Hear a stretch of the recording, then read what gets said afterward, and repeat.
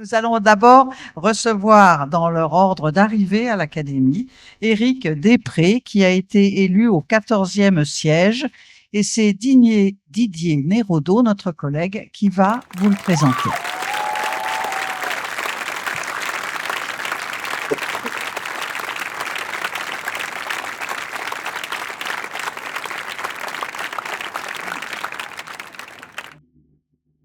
Éric Després est né en 1964 à Niort, mais depuis cette même année, il habite à Aigrefeuille-Donis.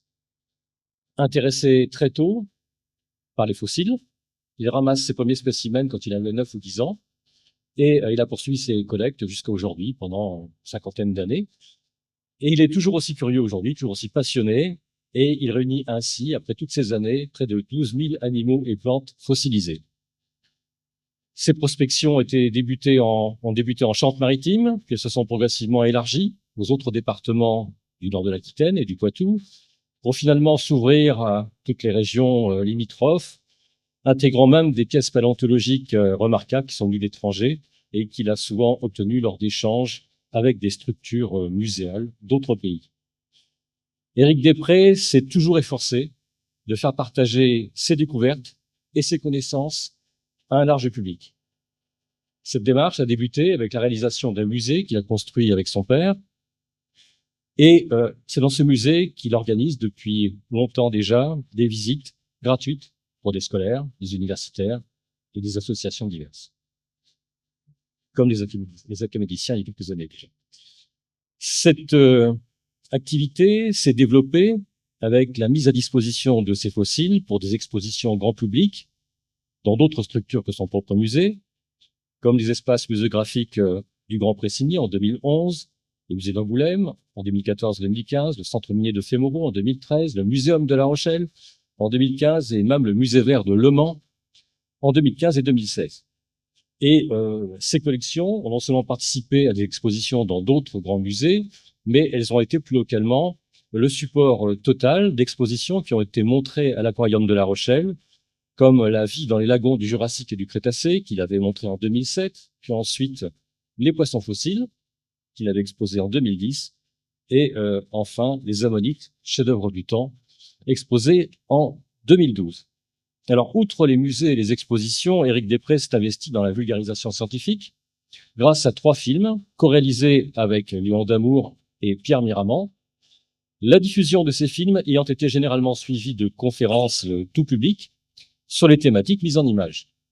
Au total, rien qu'en région Poitou-Charentes, plus de 3000 personnes, et certainement plus encore aujourd'hui, sont venues assister à ces documentaires paléontologiques et aux exposés qui leur étaient associés. Sur le plan de l'écriture, les activités d'Éric Després, eh bien, elles conjuguent les publications scientifiques et les guides de vulgarisation. Il a des co-signatures d'articles académiques qui s'inscrivent dans l'étroite collaboration qu'il mène avec divers chercheurs du CNRS et d'autres chercheurs universitaires, enseignants-chercheurs pour la plupart, avec qui il collabore depuis environ 30 ans, fructueusement, et parmi eux, notamment les paléontologues de l'Université de Rennes, auxquels j'appartiens.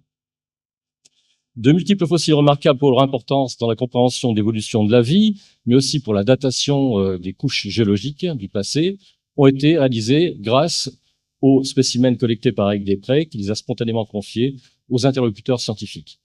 Ces dons ont abouti à une trentaine de publications dans des revues scientifiques de premier plan, nationales ou internationales, et certaines espèces fossiles ont été nommées par les scientifiques en hommage à Éric Després. Et c'est ainsi que certains insectes, ou même une plante comme Eucalyptolorus Desprez, porte son nom, Desprez, ayant un hommage à Desprez. Ont ainsi été publiés tour à tour, grâce à ces découvertes, celles d'Éric, des insectes, des restes de dinosaures, des requins, des plantes fossiles datant du Crétacé, et parallèlement à ces publications, le matériel paléontologique collecté par Éric a constitué aussi le support d'études d'étudiants de master, d'étudiants en thèse, et grâce au matériel collecté par Éric, ces étudiants en thèse sont eux-mêmes devenus de grands paléontologues dans diverses universités, à Montpellier, à Paris ou à Rennes. Dans le domaine de la vulgarisation, il a fait un ouvrage en 2011 qui avait été récompensé par l'Académie, Paléontologie de l'ONIS, sur les traces d'Alcide d'Orbigny, qu'il avait coécrit avec Pierre Miramant et Thierry Bouillet.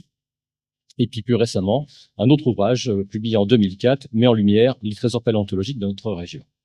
Alors, en tant qu'enseignant-chercheur et paléontologue depuis 30 ans, j'ai eu l'opportunité de rencontrer de nombreux prospecteurs et collaborateurs amateurs de fossiles, certains d'entre eux ayant collaboré ponctuellement à mes activités de recherche ou à celles de collègues universitaires.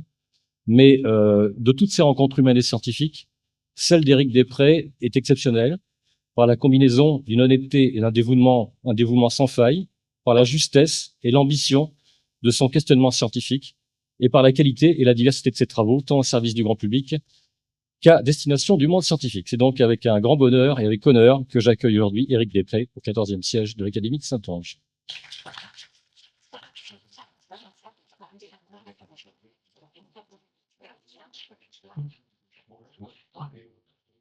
Mesdames et messieurs, les académiciens, chers amis, merci à Didier Neurodo pour ce portrait paléontologique sans faille.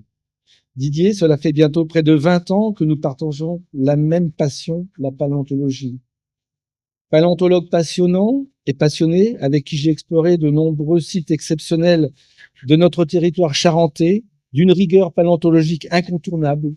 Tu m'as aussi fait découvrir les interstices de cette discipline par le biais de nombreuses publications et ouvrages scientifiques. Aujourd'hui, je suis honoré de me voir accueilli parmi vous, mesdames et messieurs les académiciens, en rejoignant cette belle institution qui est l'Académie de Saint-Onge. Ma soif de découverte ne cherche qu'à s'ouvrir à la culture, au patrimoine et plus simplement au monde qui nous entoure. Aussi, j'espère être à la hauteur de vos attentes. Me voilà propulsé au 14e siège à la suite de Marc Fardet, académicien depuis 2001.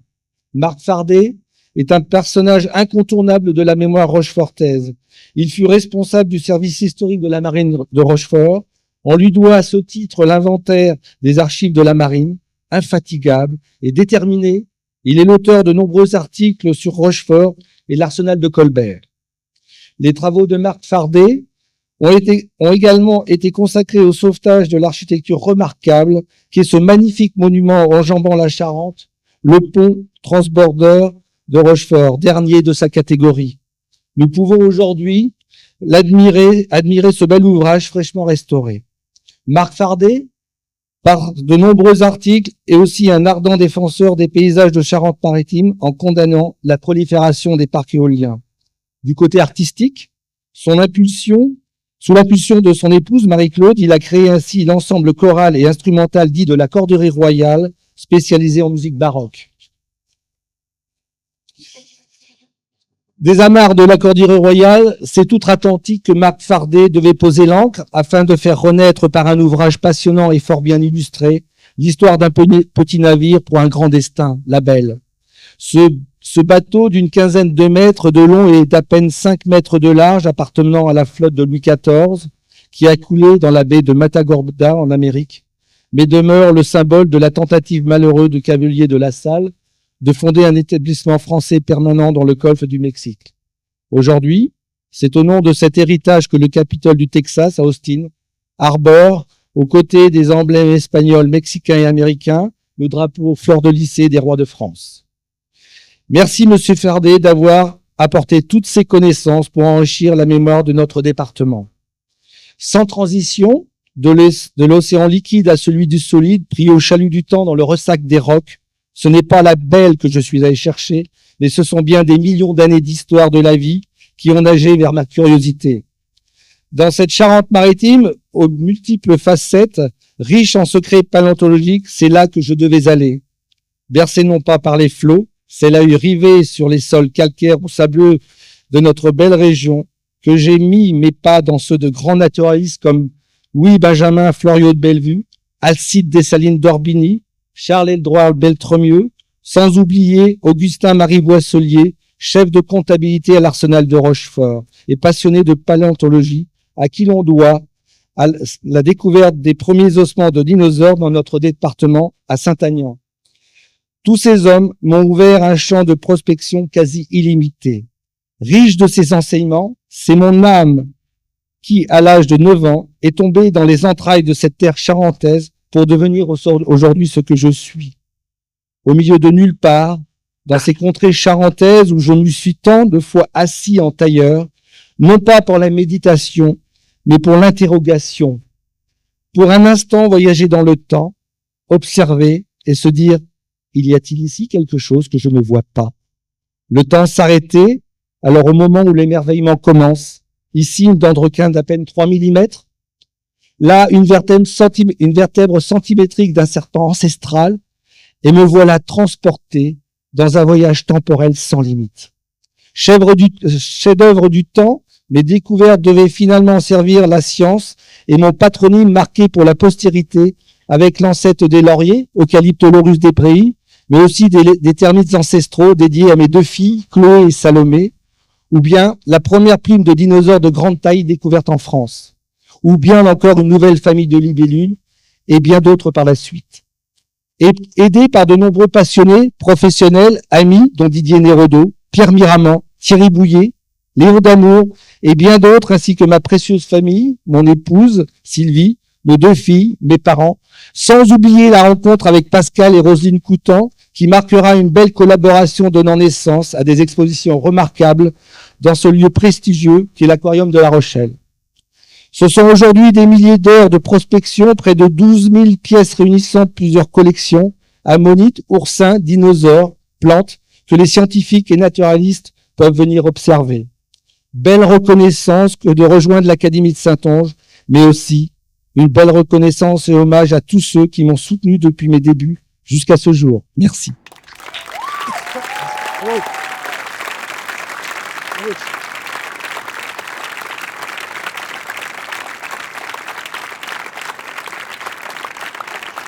Bien. Bienvenue Éric Després au 14e siège de l'Académie de Saintonge. Nous sommes très heureux de vous accueillir.